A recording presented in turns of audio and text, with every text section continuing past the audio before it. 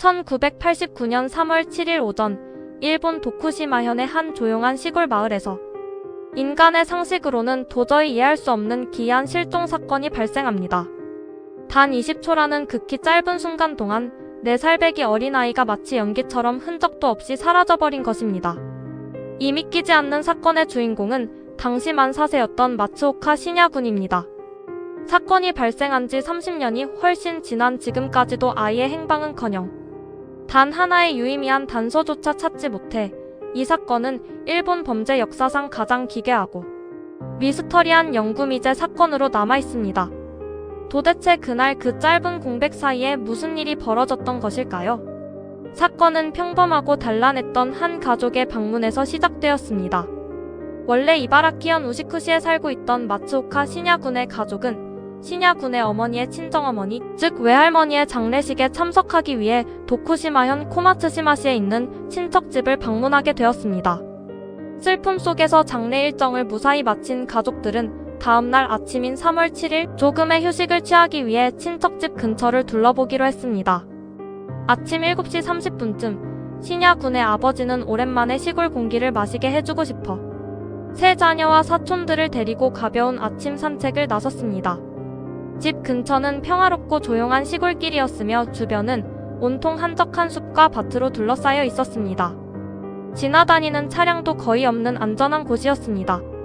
약 10분간의 짧은 산책을 마치고 오전 7시 40분쯤 가족들이 친척집 마당으로 돌아왔을 때 시냐 군은 아직 흥분이 가시지 않았는지 조금 더 놀고 싶다며 아버지에게 보챘습니다.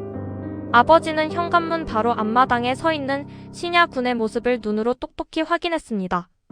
그리고 품에 안고 있던 아직 어린 둘째 아이를 집안에 있는 아내에게 건네주기 위해 발걸음을 옮겼습니다. 아버지가 현관문을 열고 들어가 거실에 있던 아내에게 둘째 아이를 넘겨주고 다시 문을 열고 마당으로 나오기까지 걸린 시간은 정확히 20초에 불과했습니다. 어른이 심호흡을 몇 번 하거나 신발을 벗고 신는 정도의 지극히 짧은 찰나의 시간이었습니다. 눈을 의심케 하는 비극적인 상황이 벌어진 것은 바로 그 직후였습니다. 방금 전까지 마당 한가운데에 서서 방긋 웃고 있던 시냐 군이 감쪽같이 사라진 것입니다. 아버지는 처음에는 아이가 근처에 숨어 장난을 치는 줄로만 생각했습니다. 그래서 가벼운 마음으로 시냐 군의 이름을 부르며 주변을 둘러보았습니다. 하지만 마당은 물론이고 집 주변 어디에서도 아이의 모습은 보이지 않았습니다. 분위기가 심상치 않음을 감지한 아버지는 목소리를 높여온 동네가 떠나가라 시냐 군의 이름을 외쳤고 집안에 있던 어머니와 친척들까지 모두 뛰어나와 마당 구석구석을 샅샅이 뒤지기 시작했습니다. 그러나 아무런 반응도 없었습니다. 이 사건이 기이한 이유는 실종이 일어난 지형적 특성에 있습니다. 당시 친척집으로 들어오는 유일한 진입로는 경사가 매우 가파른 오르막길이었습니다. 만약 외부에서 낯선 괴한이 침입해 아이를 납치하려 했다면 탁 트인 마당 구조상 아이가 비명을 지르거나 격렬하게 저항하는 소리가 집안까지 들렸어야 정상입니다. 게다가 이 모든 과정이 단 20초 만에 끝났습니다.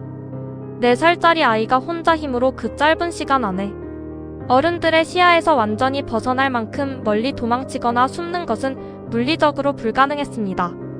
주변 도로에서 급브레이크를 밟거나 급하게 출발하는 차량의 엔진 소리조차 전혀 들리지 않았습니다.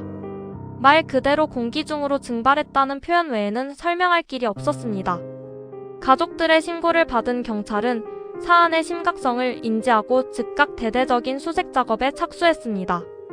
관할 경찰관과 소방대원은 물론이고 소식을 듣고 자발적으로 모여든 마을 주민들까지 합쳐 무려 140여 명의 대규모 인원이 동원되었습니다.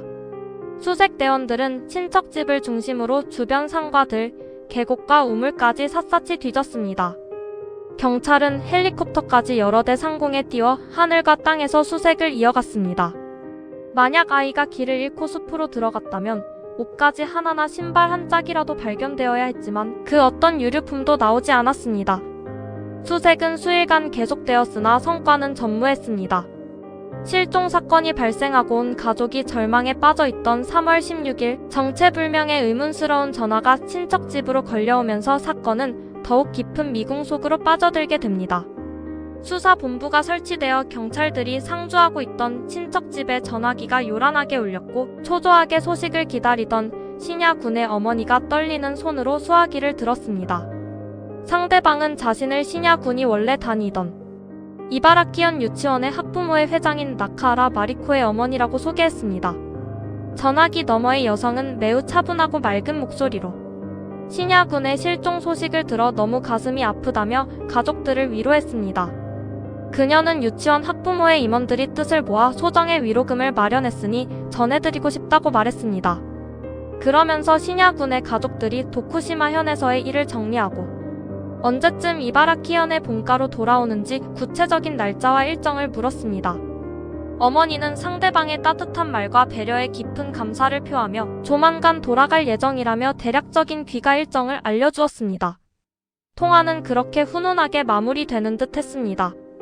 하지만 나중에 이바라키현으로 돌아온 가족들이 유치원에 연락해 확인해 본 결과 온몸이 떨리는 충격적인 사실이 밝혀졌습니다. 해당 유치원에는 나카하라 마리코라는 이름을 가진 원생 자체가 애초에 존재하지 않았던 것입니다. 당연히 학부모의 회장 역시 그런 전화를 도쿠시마현으로 건 적이 없다고 밝혔습니다. 그렇다면 이 의문의 전화를 걸어온 여성은 도대체 누구였을까요? 그녀는 실종된 신야 군의 가족이 본가를 떠나 멀리 떨어진 도쿠시마현의 친척집에 머물고 있다는 내밀한 사실을 정확히 알고 있었고 심지어 그 시골 친척집의 전화번호까지 파악하고 있는 인물이었습니다. 당시에는 스마트폰이나 인터넷, SNS가 전혀 발달하지 않았던 시절이기에 이러한 개인정보는 이웃 주민이나 아주 가까운 지인이 아니고서는 절대 알 수 없는 구조였습니다. 범죄 전문가들은 이 전화를 두고 범인이 수사에 혼선을 유도하거나 가족들이 이바라키현의 집으로 돌아가는 타이밍을 파악해 또 다른 범행을 저지르려 했던 계획적인 행동이었을 가능성이 높다고 지적했습니다. 혹은 범인이 가족들의 고통을 근거리에서 관망하며 즐기기 위해 전화를 걸었을지도 모른다는 섬뜩한 추측도 제기되었습니다. 경찰은 발신지 추적을 시도했으나 당시 기술적 한계와 공중전화 사용 등의 이유로 끝내 전화의 주인공을 밝혀내지 못했습니다. 그렇게 잔인한 세월이 흘러 사건이 사람들의 기억 속에서 점차 잊혀가던 29년 뒤인 2018년 일본 전역을 또 한 번 발칵 뒤집어 놓은 엄청난 사건이 발생합니다. 한 유명 방송 프로그램에서 과거 기억을 잃은 채 무려 17년 동안 누군가의 지하실에 감금되어 살다가 극적으로 탈출했다고 주장하는 와다 신지라는 이름의 남성을 소개한 것입니다.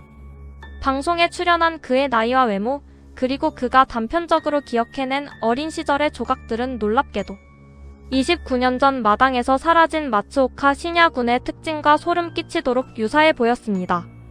인터넷과 여론은 기적이 일어났다며 뜨겁게 달아올랐고 신야군의 부모 역시 방송 화면 속 남성의 얼굴을 보고 오열하며 내 아들이 확실하다고 믿어 의심치 않았습니다. 당장이라도 이 해묵은 미제 사건이 극적으로 해결될 것 같은 분위기가 형성되었습니다.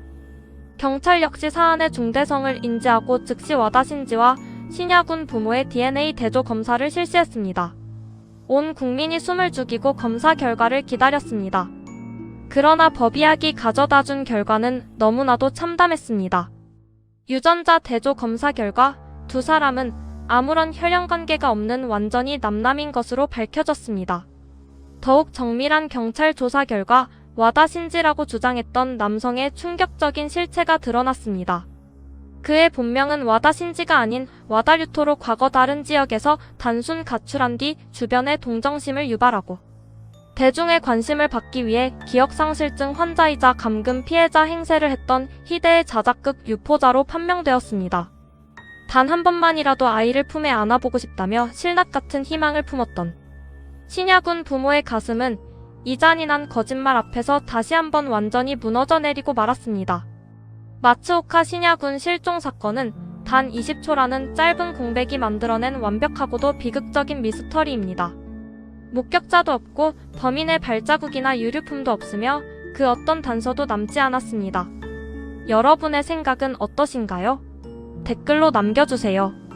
오늘 이야기가 흥미로우셨다면 구독과 좋아요 부탁드립니다. 감사합니다.